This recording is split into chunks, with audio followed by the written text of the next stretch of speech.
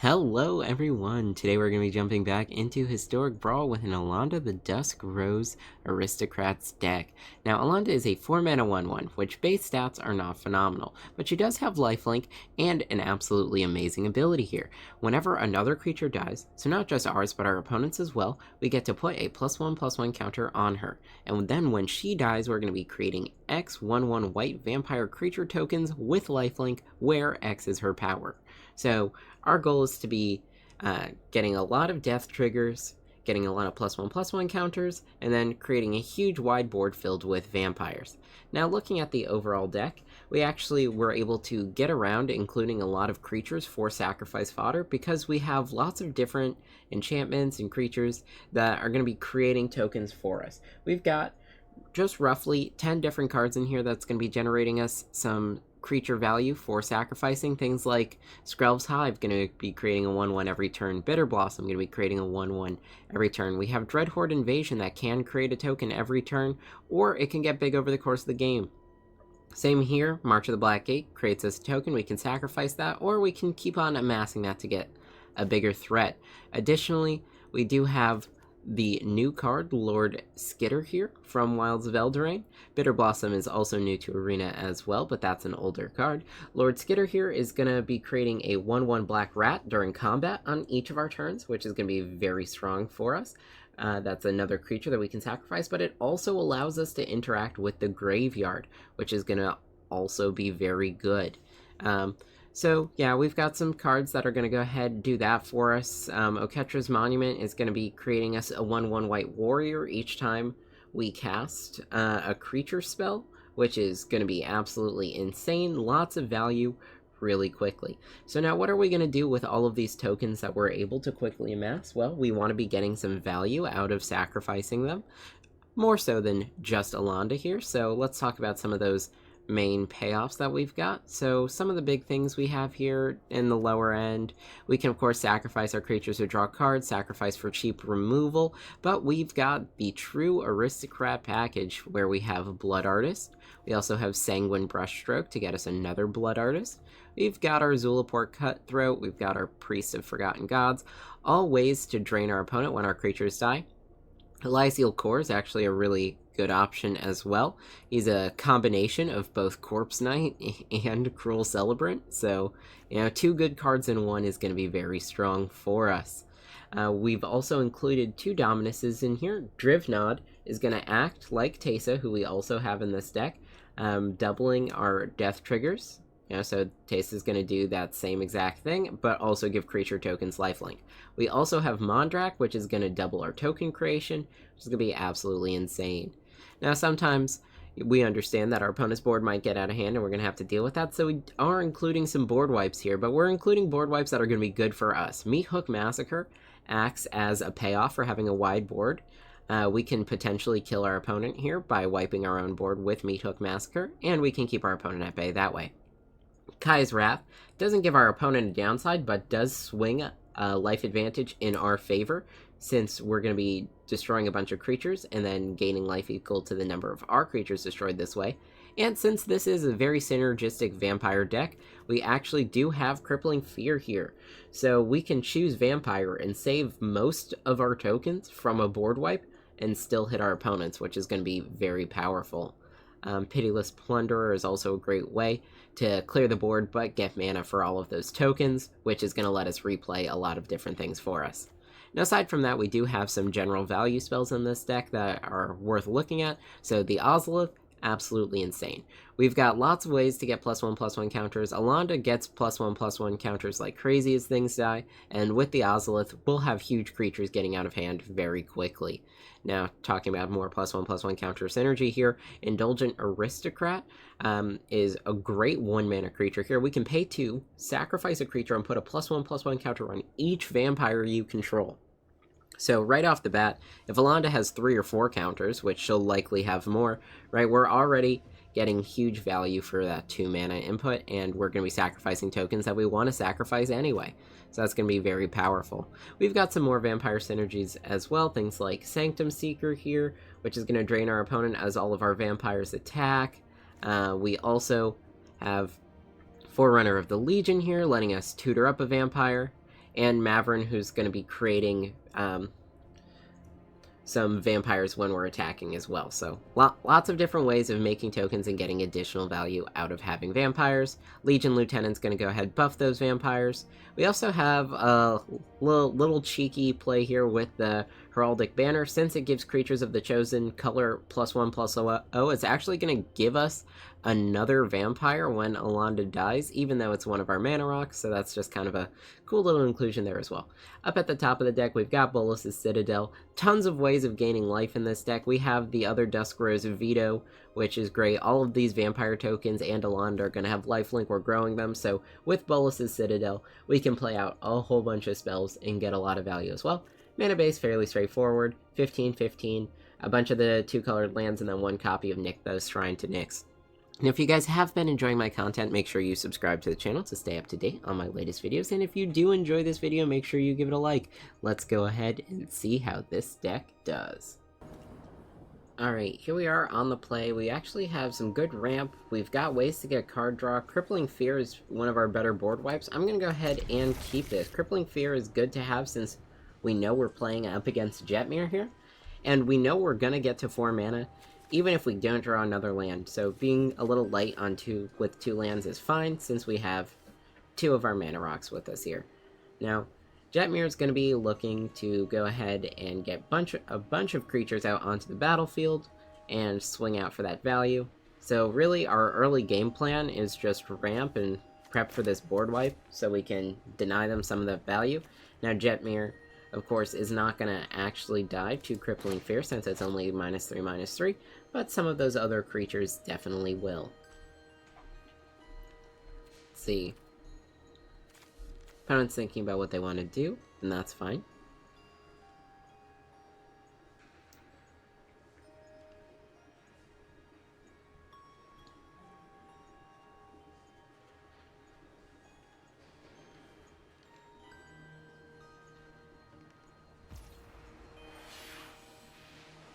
Alright, and here we go. Gonna start with the Swamp and pass the turn.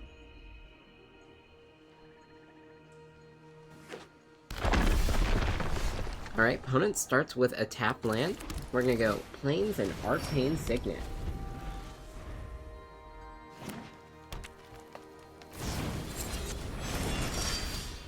Alright, opponent makes a token. Now, of course, we don't find a land here, but we can play out our Chromatic Lantern, so we will. Things are actually looking pretty good for us. Now, we can play any creature that has toughness greater than 3, and it'll survive this board wipe. So I see no reason why we shouldn't here. Let's go with the Luminous Broodmoth. And of course, we are holding up Village Rites if our opponent tries to kill that, which they very well might. Okay, Esika's Chariot. Sure. So lots of tokens here. We're definitely going to be able to wipe the board and get some good value out of Crippling Fear. Moving on to my turn. I don't think we really need to yet. We can play out Bolas's Citadel here. And there's a land on top, so that's alright. No attacks. We're just going to hold the Broodmouth back as a blocker and disincentivize our opponent from attacking us. Notably, they do not have red currently. So, yep, next turn they will be able to tap that Dwarven Mine, play out a Jetmir. But yeah, I think we're going to go ahead and see our opponents attacking with the Chariot. Koski, okay. Honestly, we might just pick Insect on the Crippling Fear. Yep. They'll get to draw a card with Toski here. Yep, this is fine. Looks good. So yeah, board wipe next turn for sure. We have the land. Let's see. Well, we won't play that out. Well, let's go here. Board wipe. We're gonna pick Insect.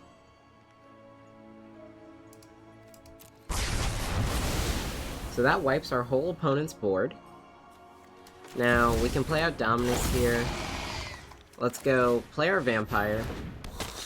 Play out Woe Strider. And it looks like we've got the game. Alright, looks like our opponent's going first. We've got decent spells, but I want to take a mulligan here. I like this a lot better, so we'll go ahead and keep. Right off the bat, we're going to play this so we have access to black, and we'll play out our aristocrat.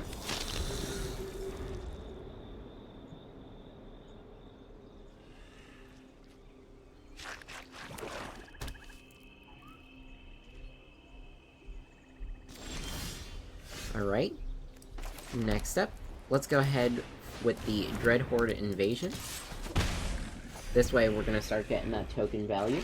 And of course we are a little scared of our opponent just putting some huge vampire into play with Soren. Alright, let's go with Oketra's Monument here. No attacks.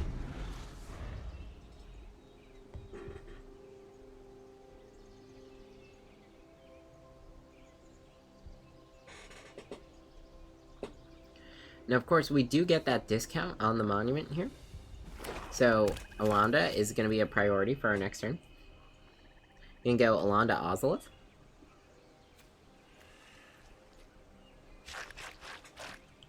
Of course, now, Elenda paired with the Ozolith is going to give us some great value with sacrificing our zombie army as well.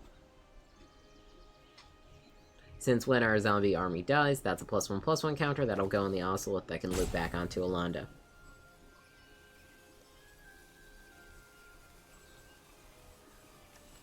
We will have another land, so that's going to be good for us, and we're also going to be creating warrior creature tokens. Nice. No blocks here. We'll just take that 4 damage, that'll be fine. Go land, Elenda, Ozolith. No attacks. So things are looking good. We have Deadly Dispute, so we can start getting those death triggers. I don't feel bad about chumping with our zombie anymore either, because we have Ozolith in play. Priest of Forgotten Gods is also going to be very powerful for us.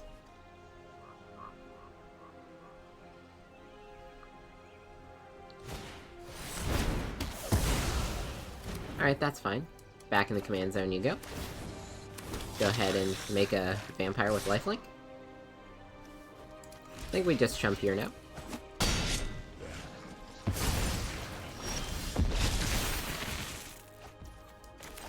Now at this point, I think we just replay Elenda. See if our opponent has the removal spell for it. No attacks will end the turn. Now starting our next turn, Indulgent Aristocrat, sacrificing our warrior token could be very strong. We can play the Priest out as well. If we draw another land, Deadly Dispute. We'll have to decide on our ordering. Fight with an ancient vampire lord. Foolish.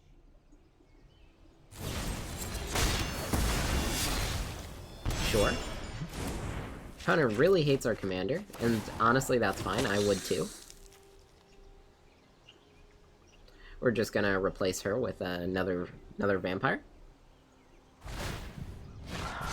I bestow a mighty curse. Alright, do we care about having this to sacrifice? Yeah, I think we'll block here. I think we'll just take the 4.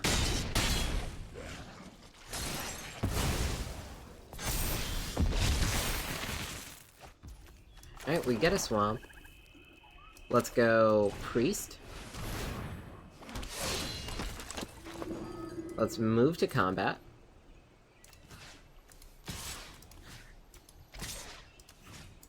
Swing like this.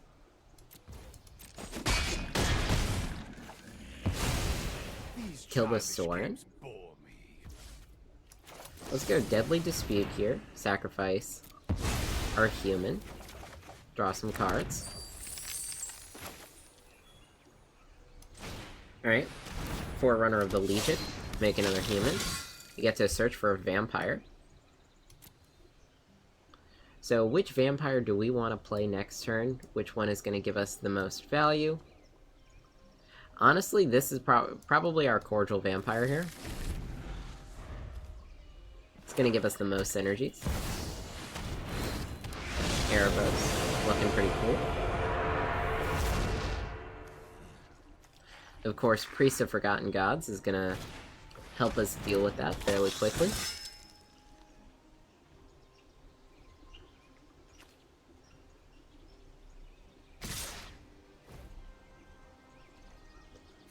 Alright, I think we just block here. We'll be playing that. So yeah, we'll be good. We'll block like this. Take 2.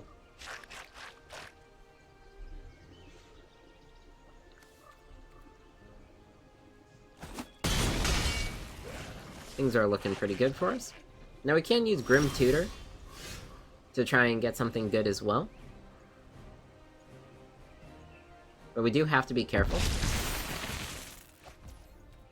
So let's go Cordial Vampire.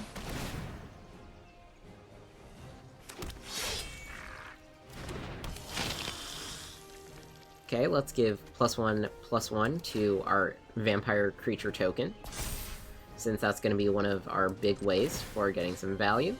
Target any number of players, just 1. We'll go ahead and sack these 2 tokens. 2 triggers here for +1/+1 counters on our vampires.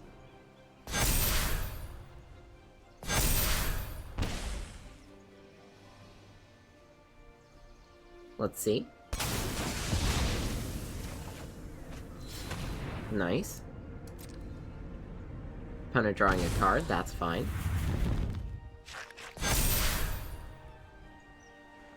Alright, I do think we can go Grim Tutor here. And it seems like we've got it, alright.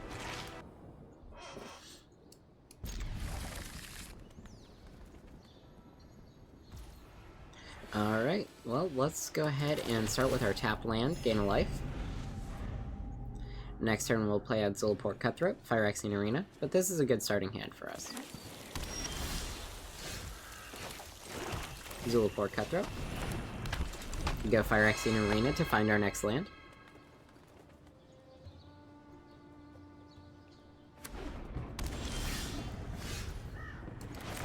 Phyrexian Arena. Swing in, hit our opponent for 1. Pass the turn. So yeah, we're gonna try and find that land. Play out our commander next turn. It's gonna put us in a pretty good spot.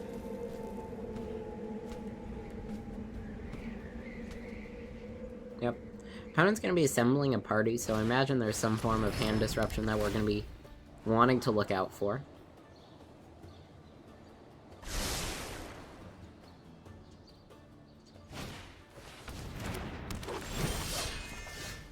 And we do find our land. So that's really good.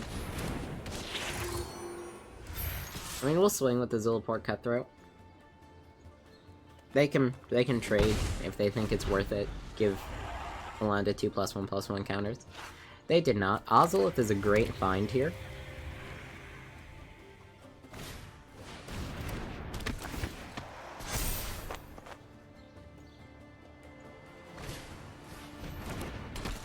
Nice. Yep, opponent's building up their party.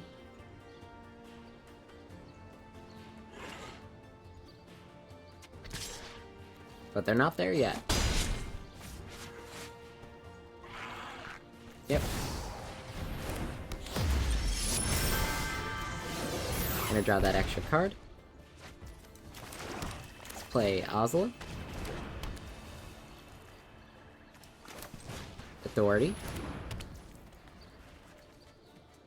Let's see. Honestly, I think we're just gonna preemptively exile their commander. Pretty easy. Set our opponent back a little bit, no attacks. Any new creatures are gonna be entering the battlefield tapped, which is gonna be good for us as well. Right now we just want something to sacrifice, really, which we'll definitely find.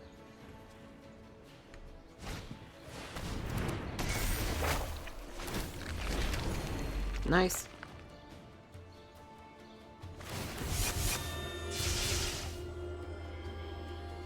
Yep.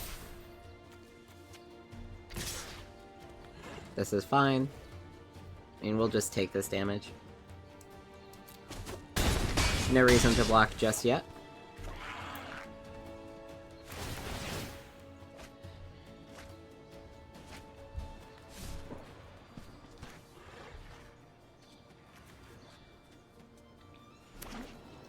Now, we could think about going a meat hook approach.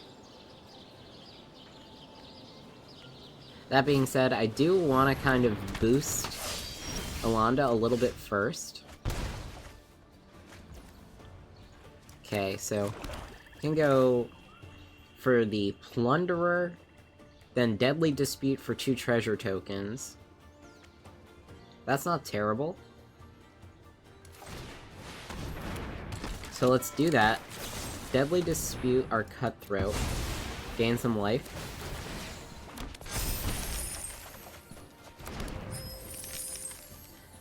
Okay, and then no attacks, we'll end the turn here.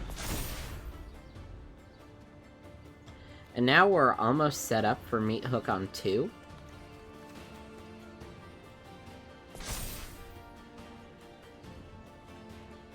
We are gonna have to do some chump blocking here.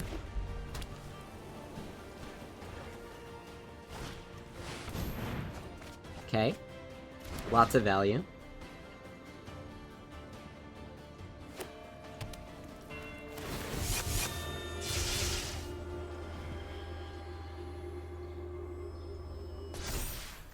Alright.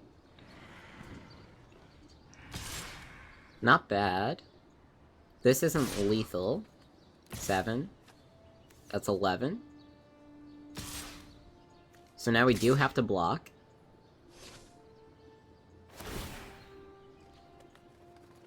Alright, so let's see what we've got to do here. 5. That's 9. So we'll just block like this.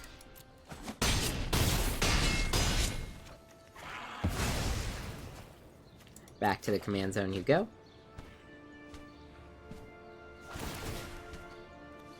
Opponent gets to draw some cards. We're gonna make some treasures. And put a +1/+1 counter on the Ozolith here. Okay, play out a swamp. What's the best way to do this? I guess we go Meat Hook for 4. Just clear the board.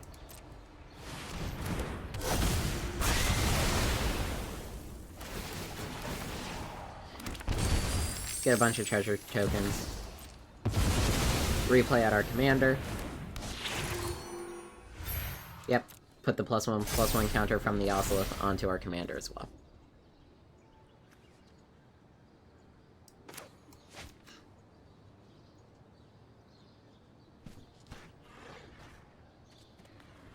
Yep. We also mitigated the last chapter of this saga. Nice.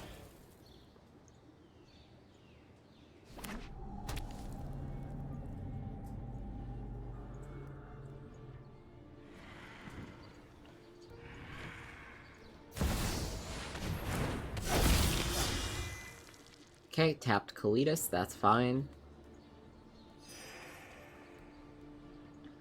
We're definitely enjoying a little bit of life gain here. Maskwood Nexus, sure. Alright. So let's go Cruel Celebrant. Forerunner of the Legion. Search for a vampire, put it on top. Let's see, which vampire is going to be the most advantageous in terms of life gain for us? Honestly, probably gonna go ahead and grab that. Play out a Veto as well. Go ahead, swing, gain some life. Opponent loses some because of Veto, and then we're looking pretty good.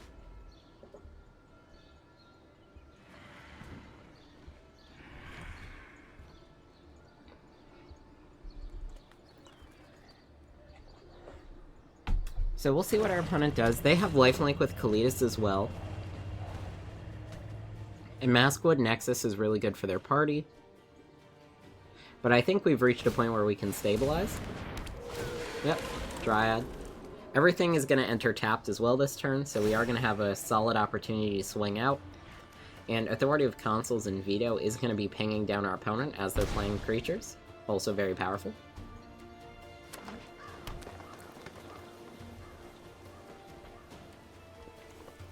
We know what we're drawing next turn as well.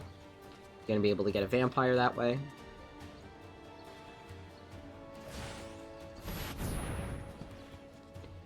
All in all, things look pretty good. Sure. Enters tapped. Interesting choice. Pinging our opponent once more. Now, of course, all of their creatures are vampires and zombies because of their nexus. So they can sacrifice anything to Kalitas for the pump there. That is worth noting.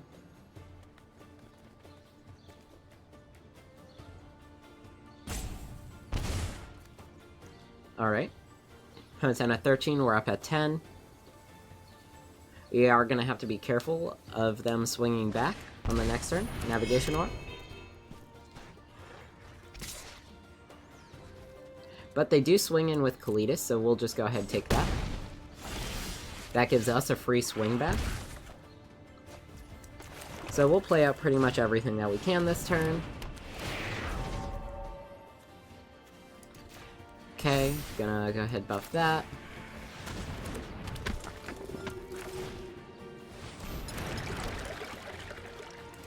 Move to combat. Swing here, make a vampire. Gives a counter. Things are looking pretty good. Looks like we're pretty much just gonna have to survive this turn. Only a little bit worried about Kalitas.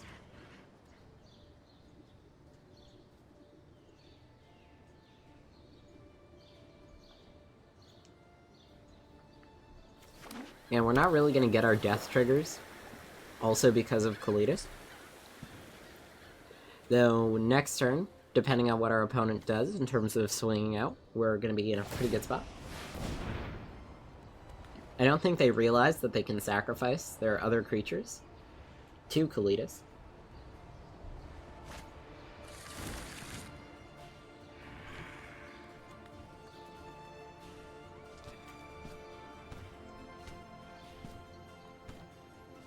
Looking good.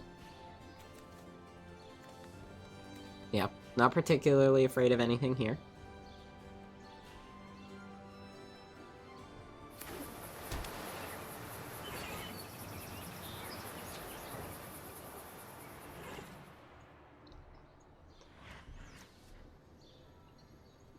Yep, Veto is the big threat here on the board. Swinging with Veto.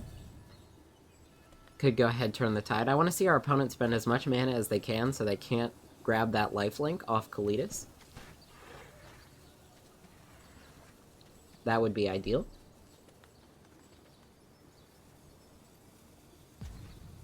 But we'll see. They're thinking about it. I mean, best case, they just swing with Kalitas now.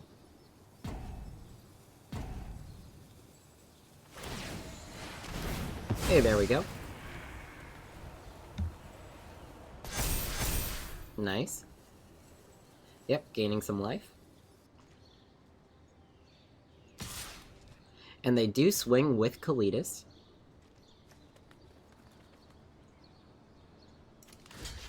And we have to block. If we didn't block, they would just win the game, sacrifice all their stuff.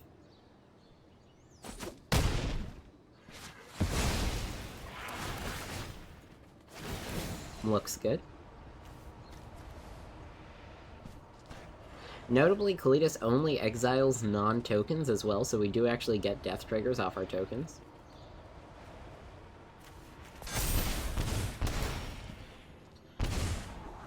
Alright, yep, don't want to draw that one. And of course, when we swing out this turn, this is gonna be lethal. I mean, we have lethal off just our commander with Veto as well. If that connects, so. We're gonna go ahead, activate Veto, give everything lifelink, swing out, and we should have the game. Opponent can't really play extra creatures.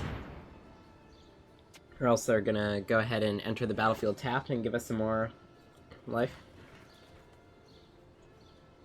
But we'll see. We'll see what happens.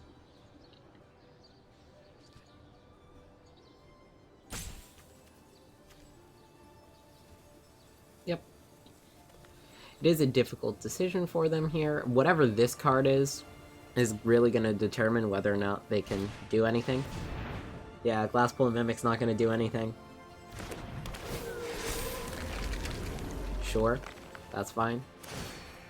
Lose a life for a tapped creature. That's more than fine by me. Maybe they activate the orb.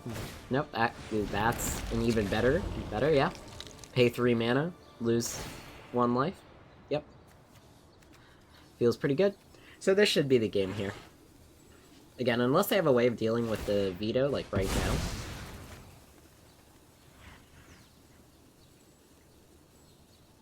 2 basic lands, yep.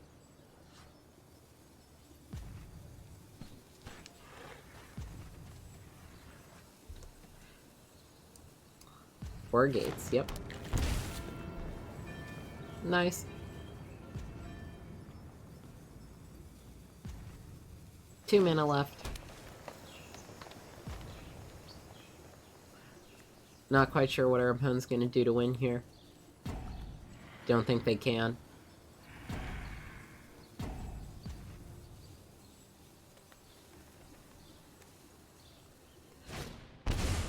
Alright, and we see everything that they have, and we certainly know that we have lethal now. Alright, 2 planes is fine. Activate Veto's ability, and let's go ahead and swing out to win the game.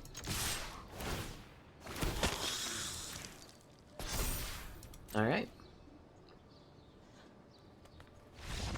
We've got it. Alright, so as we saw, this was a pretty powerful deck. Some of the highlight cards that really perform well for us are really going to be Ashnod's Altar, of course, because this is a sacrifice-based deck, and Oketra's Monument as those 3 mana artifacts that really give us a lot of value over the course of the game. We actually ended up seeing our Hidden Stockpile doing a really good job making those servos for us as well, so that's powerful too. Now, some big highlights here is because of our commander, we actually have that vampire-based synergy, so the big differences off aristocrat decks and the things that are really good for us are making sure that our indulgent aristocrat and our cordial vampire are out doing their thing, because it's one thing to drain your opponent 1 life at a time, and it's another thing to put a +1/+1 counter on 6 to 12 vampires on your board, right? So that's going to be a huge difference for us. Crippling Fear is really good in the early game, much worse in the late game. A lot of the times we're going to be wishing we had something like Kaya's Wrath or Meathook Massacre, but I think it's still a worthy inclusion. Now the other kind of bad point here is we are very fragile to a very strong early game aggro out of our opponent. We don't have a lot to get out on the battlefield turn 1, so a lot of the time it's just going to be land go, and then us ramping towards those later turns. That being said, that means we're able to stabilize, get enough card draw, and actually have a strong game plan well into the mid-game. Now, if you guys did enjoy this video, make sure you give it a like, and if you have any ideas for another deck you'd like to see me play, why don't you let me know in a comment down below. I'll see you all next time.